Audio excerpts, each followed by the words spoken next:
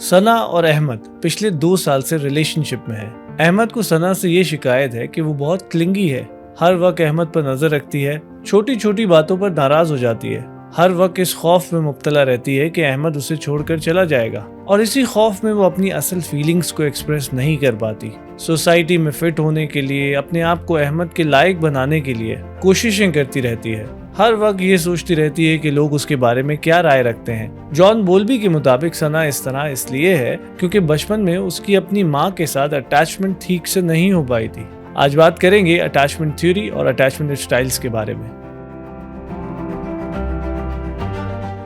John Bowlby एक British psychiatrist थे। उन्होंने मेरी एम्सवर्थ के साथ काम किया और अटैचमेंट थ्योरी को डेवलप किया। अटैचमेंट से मुराद नए पैदा होने वाले बच्चे का अपने प्राइमरी केयर गिवर के साथ बनने वाला रिश्ता है। आमतौर से बच्चे की माँ ही प्राइमरी केयर गिवर होती है। बोल्बी इस अटैचमेंट को समझना चाहता था और वो ये देखना चाहता था कि बचपन में बनने वाला ये रिश्ता इंसान की जिंदगी के लिए कितना अहम होता है। इस रिश्ते के सेहतमंद होने के लिए किन चीज़ों की ज़रूरत होती है और ये अटैचमेंट इंसान की ज़िंदगी को किस तरह अफेक्ट करती है। मेरी एम्सवर्थ ने अटैचमेंट को स्टडी करने के लिए छोटे बच्चों के साथ एक एक्सपेरिमेंट किया। इस एक्सपेरिमेंट को स्ट्रेंज रूम एक्सपेरिमेंट कहा जाता है। इस एक्सपेरिमेंट में माँ और बच्चे को एक नए रूम में लाया जाता है जहाँ बच्चे के लिए खेलने के बहुत से टॉयज अवेलेबल होते हैं। बच्चा इन टॉयज के साथ खेलने लगता है और इतने में एक अनजान शख्स यानी स्ट्रेंजर कमरे में एंटर होता है। कुछ देर के लिए बच्चा, उसकी माँ और वो स्ट्रेंजर कमरे में एक साथ रहते हैं। इसके बाद बच्चे की माँ कमरे से बाहर चली जाती है, जिसकी वजह से बच्चा बहुत परेशान होता है। वो खुद को एक अनजान शख्स के साथ देखकर रोने लगता है। कुछ देर बाद माँ कमरे में वापस आ जाती है और बच्चा माँ के पास चला जाता है, यानी बच्चे का माँ के साथ रीयूनियन हो जाता है। एम्सवर्थ ये देखना चाहती थी कि इस रीयूनियन के वक्त बच्चे का रिएक्शन क्या होता है। माँ से वापस मिलने पर बच्चे का रिएक्शन उसके अटैचमेंट स्टाइल को जाहिर करेगा। अटैचमेंट थ्योरी बेसिकली ये सवाल पूछती है कि क्या बच्चे की माँ उसके करीब मौजूद रहती है और क्या वो उसकी ज़रूरियात को कंसिस्टेंटली पूरा कर रही है। अगर माँ पहले दिन से ऐसा कर रही है तो बच्चा सिक्योर और लव्ड फील करता है और कॉन्फिडेंस के साथ दुनिया को एक्सप्लोर करता है। अगर माँ बच्चे को कंसिस्टेंट केयर नहीं दे रही या उसे निग्लेक्ट कर रही है तो बच्चा एंजाइटी का शिकार हो जाता है और वो माँ का प्यार हासिल करने के लिए तरह तरह के अनहेल्दी एडेप्टेशंस करता है। एम्सवर्थ ने स्ट्रेंज रूम एक्सपेरिमेंट की बुनियाद पर 2 तरह के अटैचमेंट स्टाइल्स डिस्क्राइब किए, जिसमें सिक्योर और इनसिक्योर अटैचमेंट स्टाइल्स शामिल हैं। सेहतमंद अटैचमेंट, जिसे सिक्योर अटैचमेंट कहा जाता है, ऐसी अटैचमेंट होती है जिसमें बच्चा माँ के चले जाने पर परेशान होता है और रोता है, लेकिन जब माँ वापस आती है तो बच्चा माँ को देखकर चुप हो जाता है और कुछ देर बाद वापस खिलौनों से खेलने लगता है, यानी माँ की मौजूदगी में बिला खौफ एनवायरनमेंट को फिर से एक्सप्लोर करने लगता है। ऐसे बच्चे आगे चलकर जिंदगी में हेल्दी रिलेशनशिप्स बना पाते हैं। लेकिन एम्सवर्थ ने यह देखा कि बहुत से बच्चों में अटैचमेंट का पैटर्न इससे बहुत मुख्तलिफ था। उन अटैचमेंट स्टाइल्स को इनसिक्योर अटैचमेंट स्टाइल्स कहा गया। अब इनसिक्योर अटैचमेंट में भी मेनली 2 तरह के अटैचमेंट स्टाइल्स देखे गए। पहले वो बच्चे जो माँ के चले जाने पर बिल्कुल भी नहीं रोते और स्ट्रेंजर यानी अनजान शख्स की मौजूदगी में भी खिलौनों से खेलते रहते और माँ के वापस आने पर कोई एक्साइटमेंट शो नहीं करते। एम्सवर्थ ने इसे अवॉइडेंट अटैचमेंट कहा। अवॉइडेंट अटैचमेंट वाले बच्चे वो होते हैं जिन्हें माँ ने ठीक से तवज्जो नहीं दी होती और उनकी इमोशनल नीड्स को कंसिस्टेंटली निग्लेक्ट किया होता है। ऐसे पेरेंट्स अपने बच्चे के इमोशंस को एक्सप्रेस करने को डिस्करेज करते हैं, खास तौर पर नेगेटिव इमोशंस। क्योंकि छोटे बच्चे लैंग्वेज में कम्युनिकेट नहीं करते, इसलिए वो अपनी ज़रूरियात और पसंद नापसंद इमोशंस के ज़रिए से बताते हैं। मिसाल के तौर पर जब उन्हें भूख लग रही हो या सर्दी लग रही हो तो वो रोते हैं। अगर पेरेंट्स इन इमोशंस को निग्लेक्ट कर दें, ऐसा करने पर बच्चों को सजा दें या उन्हें शेम महसूस कराएं, तो बच्चा अवॉइडेंट अटैचमेंट स्टाइल डेवलप कर सकता है। वो ये सीख लेता है कि वो माँ के ऊपर रिलाय नहीं कर सकता। उन्हें ये लगता है कि वो इस लायक ही नहीं कि माँ उन्हें तवज्जो दे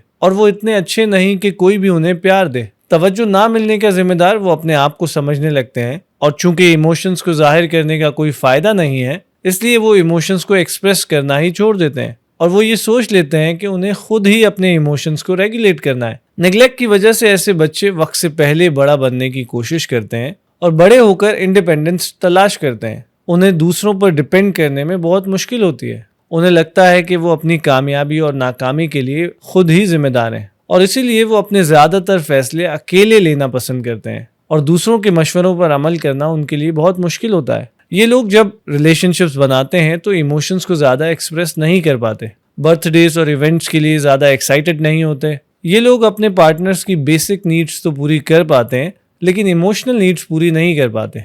जब मुश्किल आती है या कोई परेशानी आती है तो किसी को बताए बगैर खुद ही उससे डील करने की कोशिश करते हैं और पास टाइम के लिए ऐसी एक्टिविटीज लेते हैं जिसमें वो अकेला रहना पसंद करते हैं, जैसे मेडिटेशन या बुक्स पढ़ना वगैरह। अपनी इमोशनल वल्नरेबिलिटी को जाहिर नहीं करते और कभी किसी से फेवर लेना पसंद नहीं करते। उन्हें लगता है कि अगर आप किसी से मोहब्बत करते हैं तो आप उन पर बोझ बनना नहीं चाहेंगे। वो अपने लिए बहुत स्ट्रिक्ट बाउंड्रीज बना लेते हैं और किसी भी इंसान को उन बाउंड्रीज के अंदर नहीं आने देते। इसलिए उनकी रिलेशनशिप्स बहुत गहरी नहीं हो पाती बल्कि सुपरफिशियल ही रहती हैं और यही बात उनकी इंटीमेट रिलेशनशिप्स में रुकावट बनती है। ऐसे कोल्ड और अनइमोशनल पार्टनर्स बाहर से बहुत स्टेबल, स्ट्रांग और इंडिपेंडेंट नजर आ सकते हैं लेकिन हकीकत में वो खुद को इस काबिल नहीं समझते कि कोई उन्हें पसंद कर सकता है और कोई भी उनके इमोशंस के बोझ को उठाना चाहेगा। लेकिन इस एक्सटर्नल स्टेबिलिटी की वजह से एंशियस अटैचमेंट स्टाइल्स वाले लोग उनकी तरफ अट्रैक्ट हो सकते हैं। एंशियस अटैचमेंट क्या होती है जानने के लिए चलिए वापस से स्ट्रेंज रूम एक्सपेरिमेंट की तरफ चलते हैं।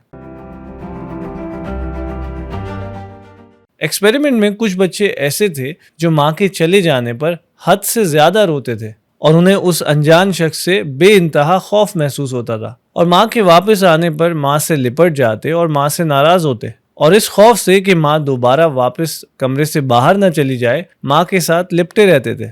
वो दोबारा उन खिलौनों से नहीं खेल पाते और एनवायरनमेंट में इंटरेस्ट लेना छोड़ देते। एंसवर्थ ने इसे एंशियस अटैचमेंट कहा। एंशियस अटैचमेंट वाले बच्चे वो होते हैं जिन्हें माँ की तरफ से कंसिस्टेंट केयर नहीं मिल पाती, यानी कभी केयर मिल जाती और कभी बच्चा निग्लेक्ट होता। अगर मदर कहीं दूर काम करती हो और बच्चे को डे केयर में रखा जाता हो, या मदर खुद किसी फिजिकल या मेंटल इलनेस का शिकार हो, या फिर नशे का इस्तेमाल करती हो, जिसकी वजह से बच्चे को कभी तो केयर मिल जाती लेकिन कभी केयर नहीं मिल पाती। किसी भी वजह से अगर बच्चा नेग्लेक्ट हो रहा हो और बच्चे को तवज्जो सिर्फ उसी वक्त मिले जब वो बहुत ज्यादा रोए या फिर किसी बड़ी मुश्किल में फंस गया हो, जैसे बीमार हो गया हो, और इसके अलावा बच्चे को अटेंशन हासिल करने के लिए बहुत ज्यादा मेहनत करना पड़े, तो बच्चा एंशियस अटैचमेंट स्टाइल डेवलप कर लेता है। ये बच्चा हर वक्त इस खौफ में रहता है कि माँ मुझे छोड़कर चली जाएगी। ऐसे बच्चे बड़े होकर रिलेशनशिप्स में एंशियस अटैचमेंट शो करते हैं। उन्हें लगता है कि एक्सेप्ट होने के लिए उन्हें बहुत मेहनत करना पड़ेगी, उन्हें अपने आप को परफेक्ट बनाना होगा ताकि वो लोगों के प्यार को डिजर्व कर सकें। वो हमेशा अपने पार्टनर की एक्सपेक्टेशंस पर पूरा उतरने की कोशिश करेंगे और उनकी खुशी के लिए अपनी खुशी को पीछे रखेंगे। इस खौफ से कि उनका पार्टनर उन्हें छोड़कर चला ना जाए, हर वक्त उन पर नजर रखेंगे। वो सिर्फ और सिर्फ कमिटेड रिलेशनशिप्स में रहना पसंद करेंगे, लेकिन उसके बाद भी उन्हें अबैंडनमेंट का खौफ रहेगा। रिश्ते को कायम रखने के लिए वो किसी भी हद तक जाएंगे और इस सब में अपनी बाउंड्रीज का भी ख्याल नहीं रखेंगे और रिश्ते को बचाने के लिए अपनी बाउंड्रीज पर कॉम्प्रोमाइज कर लेंगे। रिश्ते की शुरुआत में ऐसे लोग अपनी रियल फीलिंग्स का इजहार नहीं करेंगे, इस खौफ से कि कहीं उनका पार्टनर उन्हें छोड़ ना दे। ये लोग रिलेशनशिप्स के बारे में ही बातें करते रहेंगे और ओवरथिंक करते रहेंगे। जब सिंगल होंगे तो फैंटेसीज में रहेंगे और इमेजिनरी सिनेरियोज बनाकर खुद को खुश रखेंगे। ये लोग इस बात को बहुत सीरियस लेते हैं कि दूसरे लोग उनके बारे में क्या राय रखते हैं, क्योंकि इन्होंने बचपन से ये सीख लिया है कि अगर उन्हें दूसरों की तवज्जो चाहिए तो उन्हें खुद को बेहतर बनाना होगा। क्योंकि अटैचमेंट थ्योरी ये प्रपोज करती है कि बचपन में प्राइमरी केयर गिवर के साथ बनने वाला रिश्ता आपकी सारी जिंदगी में बनने वाली रिलेशनशिप्स पर असरअंदाज होगा, इसलिए अटैचमेंट थ्योरी और अटैचमेंट स्टाइल्स को समझना बहुत जरूरी है। बचपन में बनने वाली ये अटैचमेंट फ्यूचर रिलेशनशिप्स के लिए प्रोटोटाइप की तरह काम करती है और इंसान बड़ा होकर इसी ब्लूप्रिंट पर रिलेशनशिप्स बनाता है। अगर माँ के साथ सिक्योर अटैचमेंट बनेगी तो बच्चा बड़ा होकर एडल्ट रिलेशनशिप्स में भी सिक्योरली अटैच होगा। अगर माँ के साथ इनसिक्योर अटैचमेंट होगी तो बच्चा बड़ा होकर एडल्ट रिलेशनशिप्स में भी इनसिक्योर अटैचमेंट्स बनाएगा। इस थ्योरी के दो अहम नतीजे निकलते हैं, पहला पेरेंटिंग के हवाले से और दूसरा रिलेशनशिप्स के हवाले से। अगर आप एक पेरेंट हैं और अपने बच्चे में सिक्योर अटैचमेंट डेवलप करना चाहते हैं तो उसके लिए जरूरी है कि आप बच्चे को कंसिस्टेंट केयर दें, उसकी इमोशनल नीड्स को हमेशा रिस्पॉन्ड करें और हमेशा ये समझने की कोशिश करें कि जब बच्चा रोता है या चिड़चिड़ापन का इजहार करता है तो वो आपसे कुछ कम्युनिकेट करना चाहता है। दूसरा ये कि अगर आप खुद किसी रिलेशनशिप में हैं तो अटैचमेंट थ्योरी आपको आपके पार्टनर के बिहेवियर को समझने में मदद दे सकती है। अगर आप ये समझ पाएं कि आपके पार्टनर का बिहेवियर दरअसल उसके अटैचमेंट स्टाइल की वजह से है तो फिर आप उसको बेहतर तौर पर समझ पाएंगे और उसके हिसाब से रिएक्ट कर पाएंगे। आगे चलकर साइकोलॉजिस्ट ने कुछ और तरह के अटैचमेंट स्टाइल्स भी डिस्क्राइब किए, जैसे कि डिसऑर्गेनाइज या एम्बीवेलेंट अटैचमेंट स्टाइल्स। लेकिन इस वीडियो में हम अपनी बात को एंशियस और अवॉइडेंट स्टाइल्स तक महदूद रखना चाहते हैं। आप इस थ्योरी से कितना इत्तेफाक करते हैं और आपका अपना अटैचमेंट स्टाइल क्या है, हमें कमेंट सेक्शन में जरूर बताइए।